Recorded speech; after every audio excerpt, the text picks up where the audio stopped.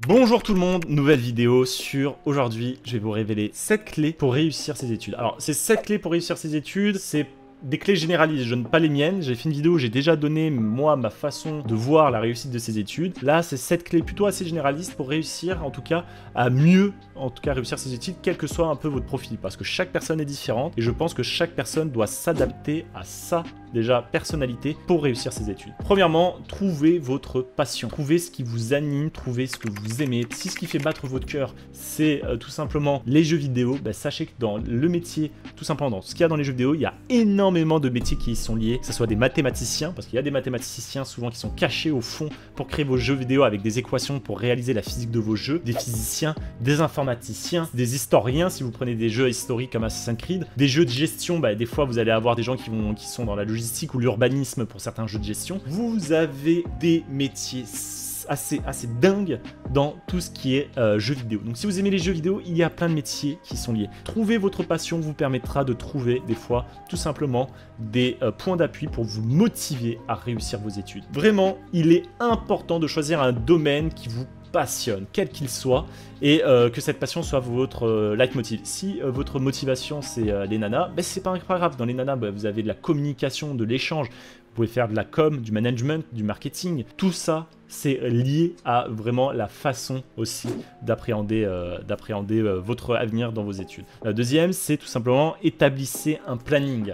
Mon deuxième conseil, c'est vraiment, comme je l'ai dit, être organisé et savoir gérer votre temps parce que votre temps, c'est de l'argent. Votre temps, c'est ce que vous investissez dans votre avenir. Il est essentiel de gérer son planning, de donner en tout cas une importance dans ces journées à consacrer pour s'organiser, à bien faire, à bien répartir les tâches que vous allez faire. Parce que mieux vous êtes organisé, plus vous allez gagner de temps et plus vous allez être efficace. J'ai déjà fait une vidéo sur le sujet, n'hésitez pas à aller la voir, elle parle déjà de tout ça. Troisièmement, soyez organisé, c'est lié une organisation militaire, une organisation carrée vous permet d'être plus efficace, de gagner du temps et donc de pouvoir faire beaucoup plus de choses dans votre journée.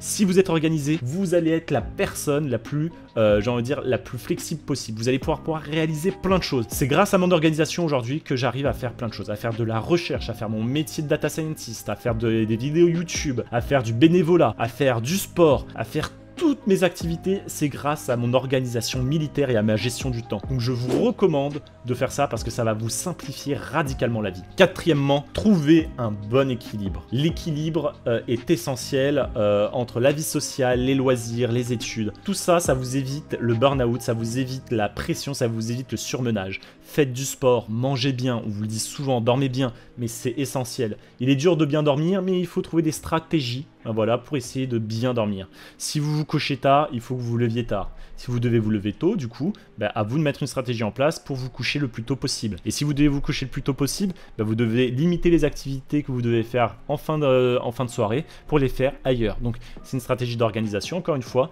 mais ça vous permet de trouver un bon équilibre d'hygiène de vie.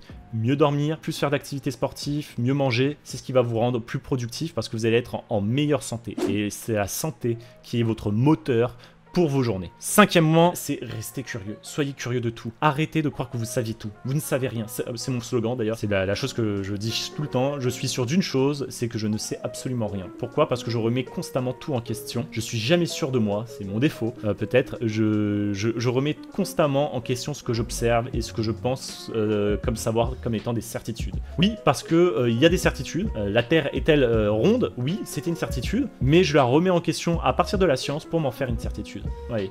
C'est-à-dire qu'il y a un processus cognitif qui me dit toujours ne sois pas sûr de tes convictions, quelles sont les bases qui te permettent d'avoir ces convictions de manière solide. Et ça me permet d'une part d'éviter les complotistes, tout simplement, et ça me permet aussi tout simplement de nourrir ma rigueur scientifique. Une rigueur scientifique qui est, je me base sur des éléments stables et sûrs. Donc quand quelqu'un me dit, ce que tu dis c'est de la merde, ma première réaction c'est pas dire, quoi, c'est une... cerveau qui tourne. Ok, je me suis trompé quelque part, pourquoi il me dit ça, il a peut-être raison, je suis jamais sûr, je vérifie, je me remets en question et je réétablis mes bases. Donc surtout restez curieux, une bonne curiosité intellectuelle, c'est ce qui marche. Donc par exemple, quand vous voyez une image dans un média, est-ce que l'image n'a pas un contexte, qu'est-ce que ça veut dire, etc., etc. Donc il est important de rester curieux pour pas se faire des faux avis ou de tomber dans des théories complotistes. Sixièmement, entourez-vous bien, entourez-vous de bons soutiens, de gens qui sont là pour être positifs, pour vous pousser à aller de l'avant, qui qui vous encouragent à aller réussir, qui vous encouragent à chercher en tout cas davantage de solutions à vos problèmes, qui sont des soutiens forts dans vos moments de difficulté, parce que c'est cet entourage-là qui va être votre moteur pour vous propulser. Et c'est ce qui me manque moi actuellement, hein. J'ai peu de personnes qui me soutiennent dans tout ce que je fais, voire plus personne actuellement, parce que tout le monde est occupé autour de moi maintenant. Mais je persévère malgré tout, j'essaye de me motiver avec ça, et voilà, c'est ce qui me propulse en tout cas à ne pas lâcher le bout. Septièmement, c'est ça justement, c'est que bah voilà, moi j'ai plus beaucoup de sources de motivation, donc le septièmement qui me reste, c'est la persévérance. Restez persévérant, parce que quoi qu'il se passe dans votre vie, la clé du succès, c'est à la personne qui ne lâchera jamais. Et j'ai mon plus grand défaut, je pense, c'est peut-être ça, c'est que je ne sais absolument pas lâcher. Je ne sais pas abandonner, c'est une notion que je n'ai pas, je suis capable des fois de stupidité, non mais vraiment, c'est stupidité, je n'arrive pas à me dire j'abandonne, c'est pas, j'ai échoué, je dois lâcher. Non, j'arrive pas, je suis quelqu'un d'entêté, je suis capable de me foutre dans les pires situations pour ne pas abandonner. Donc des fois, il faut savoir, certes, lâcher, mais la persévérance, c'est ce qui peut vous amener à aller au plus loin. Et c'est ce que je vous recommande. Je n'ai jamais lâché les projets, même quand ils étaient dans leur échec, que ce soit une chaîne YouTube, que ce soit mes projets professionnels. Quand j'étais en thèse, il y avait 1 milliard de facteurs pour me dire abandonne, regarde, t'es en train d'enseigner, t'es au bout de ta vie, t'es en train de faire une dépression, ça va pas, abandonne. Bah j'ai pas abandonné, non. Au contraire, je me suis donné à fond et je suis allé de l'avant. Donc voilà, la persévérance, c'est ça qui peut être aussi des fois la meilleure chose qui puisse vous arriver dans votre vie. Donc je vous invite en tout cas à revoir ces 7 conseils que je viens de vous donner si vous êtes assez jeune et que vous avez, normalement ils sont assez connus, hein, de poursuivre vos rêves et de vous donner à fond. Parce que je pense que c'est ça la chose la plus essentielle, c'est quand tu veux réellement quelque chose et que tu te donnes totalement tous les moyens pour le réaliser et que c'est quelque chose qui est faisable, alors tu peux l'avoir, mais vraiment si tu es prêt à tout donner pour l'avoir.